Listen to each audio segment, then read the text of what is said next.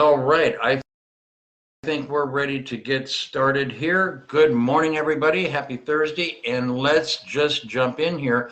You know, when we started out at the beginning of the week, we talked a little bit about how we jump into things and we say, let's go, you know, and we're all excited and we want to get started. And then what happens is we figure out when we're working on the financial stuff and we get confused, it's like, oh, I'm going to turn this around, right? And then we don't get it turned around. We get turned around. And then we talked a little bit about that thing when we think about it in our brain and we're talking about our money or working on our money. You know, it's like, what's next with the bill collector? Not the proverbial what's next in the task that I've got to do, but what's next that's going to go wrong, right?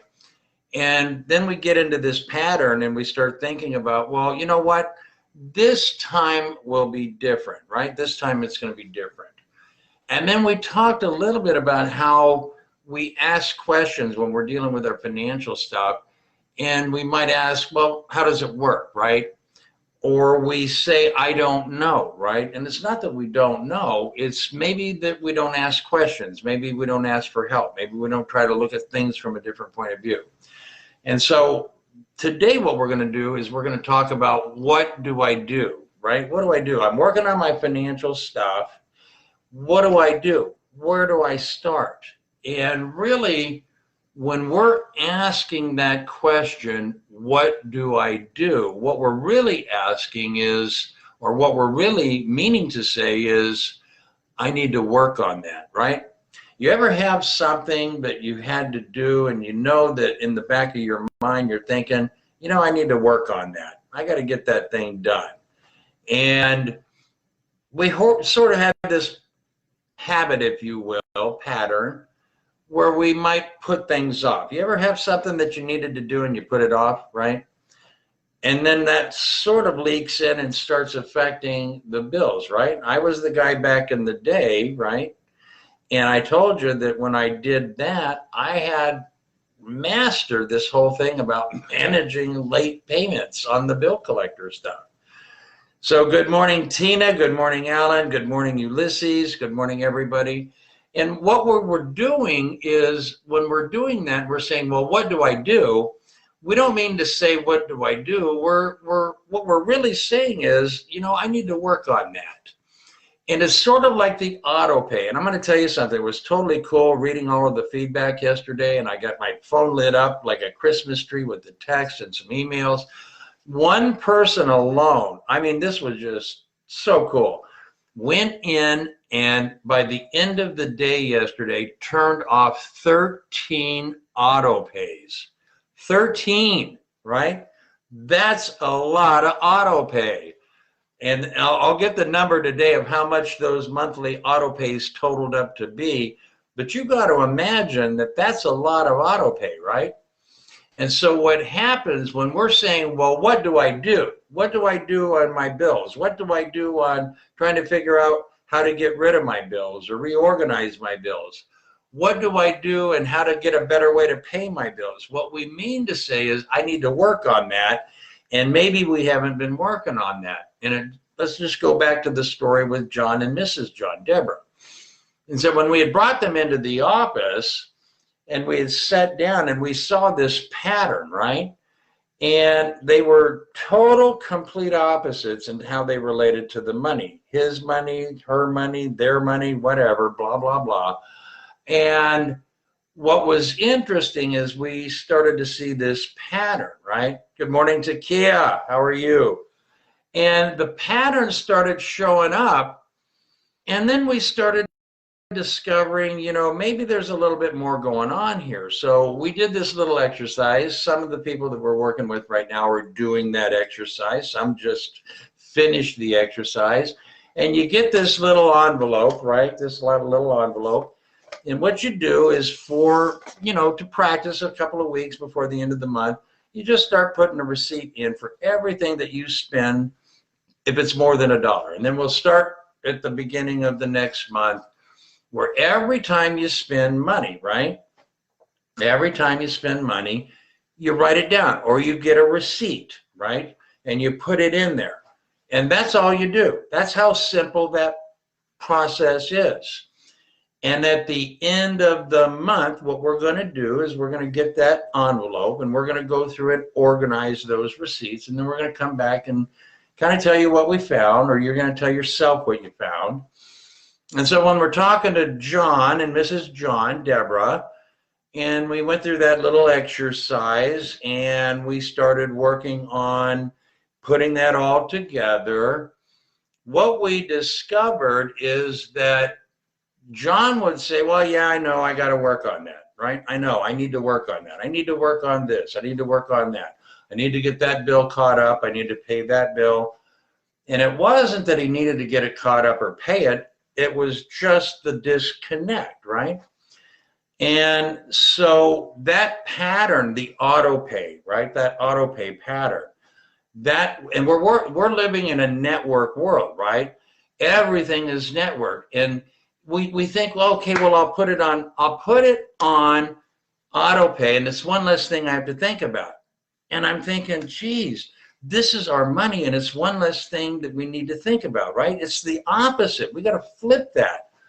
It's like when you go to buy a car, right? Well, now you can do it online, but it kind of probably works the same way. You go out, you're walking on the lot, and the car salesperson, man or woman, whatever, comes out, and within 3 minutes, the first question that they're going to ask is, how much can you afford? See, what we don't realize is that everybody is selling us this auto pay. Everybody is selling us a payment. And then they'll put a car around it, right? You're going to buy a house. How much can you afford? Let's do the math. And it's not about what we want and desire. We want a beautiful house, right? But we're getting sold a payment, something that we can put on auto pay and just network, and then I don't have to think about it because they're counting on us not asking questions, right?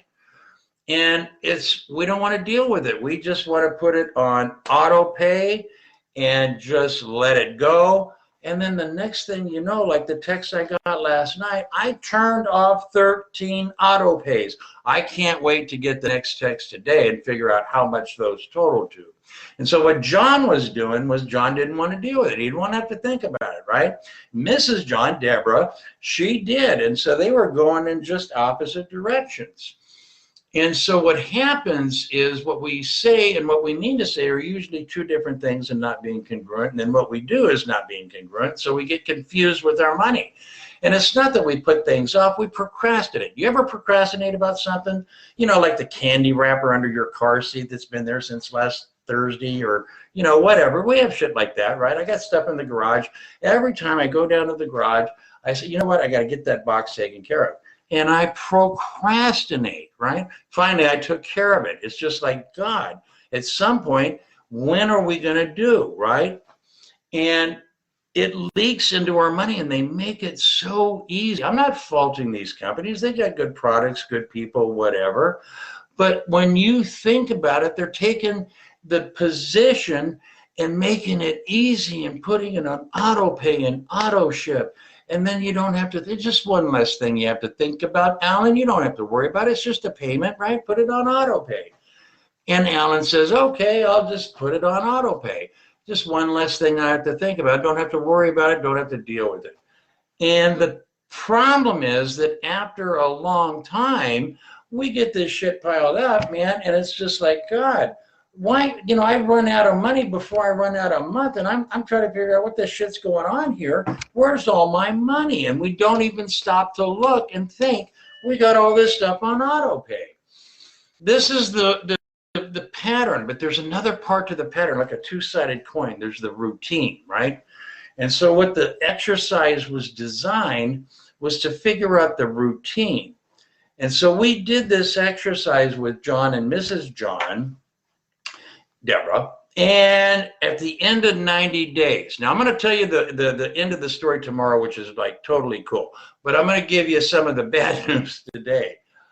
At the end of 90 days, they had brought that back in. We had another meeting. We're still solving the tax problem. Now they got a big credit problem, blah, blah, blah. We're trying to work through and get it worked out and all this. And we get all the receipts organized.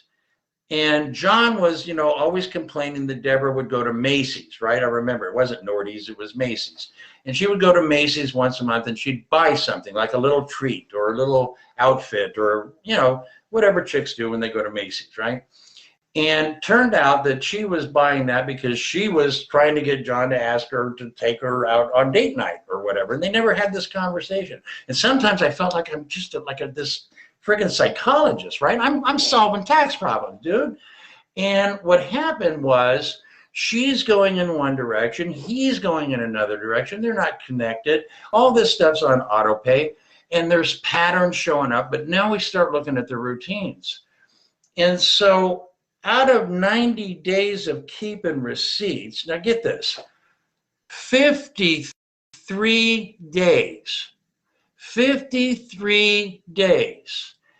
John is going to Wendy's and sucking down chocolate Frosties 2 at a time in 53 days. You want to talk about a pattern? Wow. And he, you know, he doesn't doesn't realize it.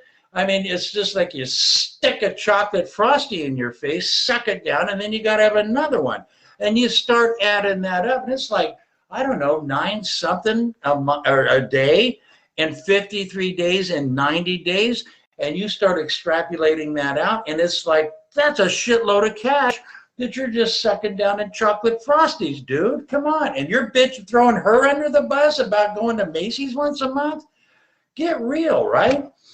And so they didn't even realize because they weren't keeping track. They weren't looking at just the money. It's a Frosty, right?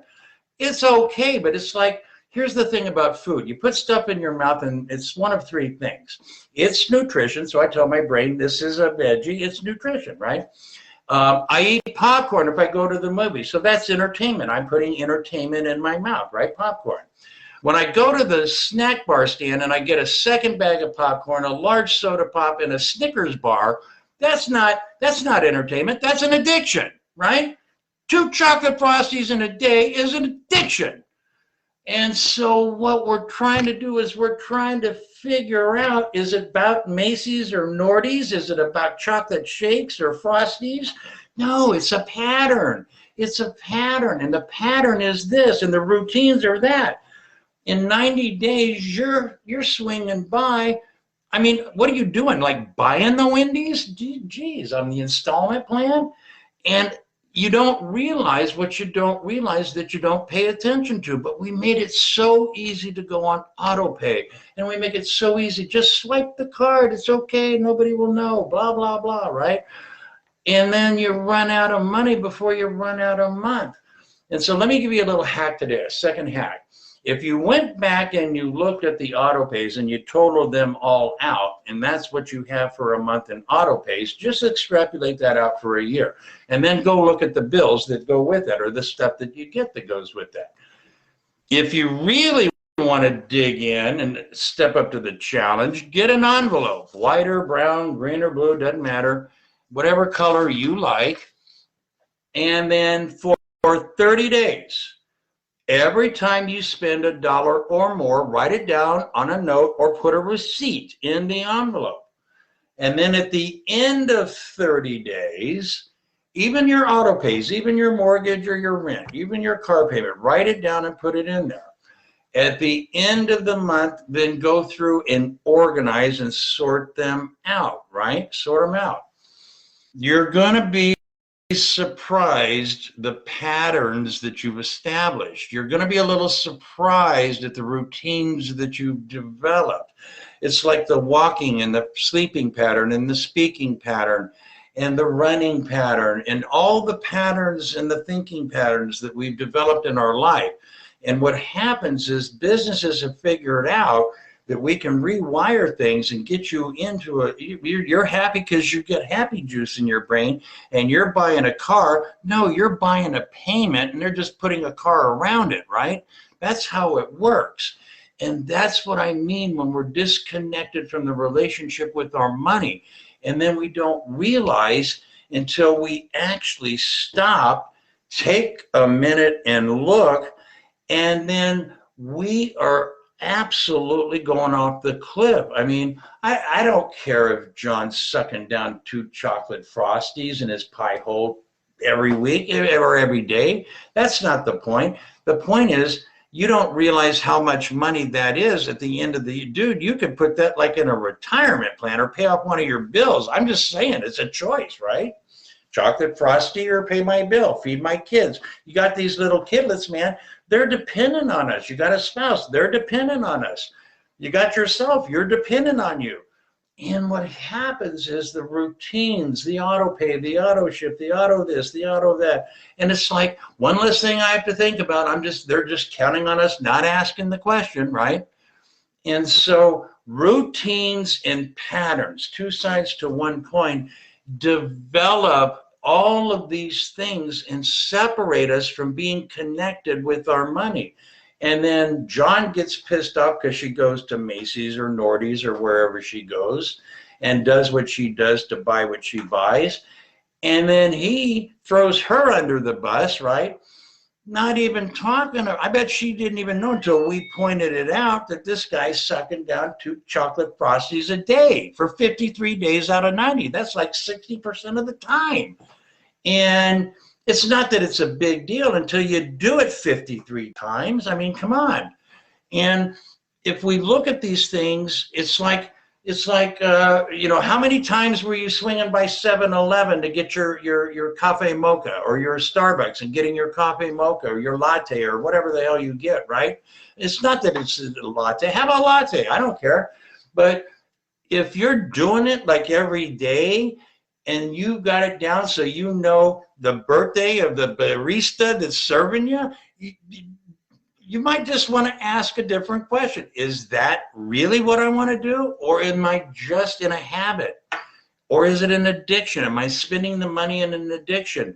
You know, nutrition, entertainment, addiction. If I'm eating a Snickers bar, dude, that is an addiction because there's nothing nutritional about chocolate and peanuts and caramel, right? I guess. Anyway, so we've got to start looking and asking different questions. What are your patterns? What are your routines? All of the stuff that we've designed are designed to help you do one thing. Identify the patterns and the routines so you can ask different questions and make different choices if you choose, right? That's all it's about. But this is how you build a foundation. This is how you build a solid foundation. Tonight is the first night that we're going to do my 3rd Thursday with James, and it's 7 o'clock. There's an invite up there in the group. This is something I used to do back in the day, but I do it at a hotel, and it was so cool. We got so good. I mean, it was just so powerful. We'd have 400 or 500 people. We had to get a new hotel because the room was too many people were showing up. It was so powerful. What we're going to do is we're going to share a story. And every month, once a month, on the 3rd Thursday at 7 o'clock Pacific Standard Time for about 45 minutes to an hour, somewhere in that range. You can watch the TV or you can watch the show. It doesn't matter. We're recording it. I'm going to share a story. And I'm going to share a story about a family that just was a hot mess on fire, right? And they had all this stuff going on. And just the things that we went through and the things that they went through. And 15 months later, 18 months later, 6 months later in some cases, how things just so powerfully turned around. And these stories are real people, real families. They got real things going on just like you, just like me. And the thing that's cool about these kinds of stories is when you really listen to it and when you really try to imagine what that's like, because we're in those same situations every once in a while. It's just, it gives you so much inspiration to know that, man, it's not that I'm confused. It's not that I'm not figuring it out. I'm a smart woman. I'm a smart dude, whatever. It's just, I'm asking the wrong question. I got to ask different questions, right? We just got to ask different questions. We're here to help you figure that part out. And the cool thing about it is these tools are going to help you figure out, do you got a pattern and a routine that you want to ask a different question about, right? It's not about running out of money. It's about just not understanding or the relationship that we have with the money. It's not about John sucking down 2 chocolate Frosties, for God's sake. He might have a heart problem if he doesn't change that, but I don't know. I'm just saying that, you know, deflecting and throwing your spouse under the bus because she's going to Macy's and then you're doing the chocolate thing. It's just like, dude, I just don't get that. But when you confront it, it's not that it's good or bad. It is what it is, right? Now we have a choice to do something different. It's like the box in the garage. Last week, I finally just got saying, I'll take care of it. I'll do it later. And finally, later never shows up, right? So, yeah, we procrastinate. We put shit off, especially stuff that we don't want to deal with. And money's one of those things, for some reason, our brain doesn't want to deal with. So we've got to figure out a different way. And these assessments are designed to give you a different way to reconnect with the relationship with your money. And these people out there, I'm not faulting their business. They're good people. They've got good employees, whatever. But I'm telling you, they're counting on us not asking questions. And I just got to tell you, it's a new economy, and we've got to help people understand. It's just, you just got to look at things, and you got to ask, why in the hell do I have 13 things on auto pay? And I haven't even looked at the bill in 6 months, right? It might be where part of the money went. I don't know. All right. Have an awesome day. Tomorrow's Friday. We're going to bring this all together. I'll give you sort of a short end of the story with John and Mrs. John, Deborah, and tell you how that kind of turned out. It's kind of cool. It's really cool. But when you're going through the day today, I want you to think about it, step up to the challenge, and really start understanding the routines that you've developed with your money. And just start questioning, is this the healthy thing that I want to do to have the money that I want for the financial life that I desire, right? And if it's not, then you've got a choice to do something different. And when we do that, we have a breakthrough. Remember, breakthroughs are big deals because we're breaking through the resistance. We're breaking through the barrier that hold us back, right? And we're taking that next step towards something we desire. And this is something we do a little bit every day. We don't have to spend 8 hours on it, a couple of minutes a day, and we're good, right? But now you've got direction. Now you've got assessment. You've got some tools, and you've got a bunch of people that are really wanting to help you figure that part out. And that's the cool thing about all of this. Have an awesome day. If you need me, hit me up, text me, and I'll get on a call, whatever. Go up and look at the stuff that we put. I think I put a new worksheet up there yesterday for a balance sheet for sole proprietor. We've got some more stuff coming, and I think that we've got the first final draft of the personality money assessment tool. So we'll be reviewing that today, and hopefully we'll get that up today or tomorrow. Have an awesome day, and if you need me, hit me up. Take care.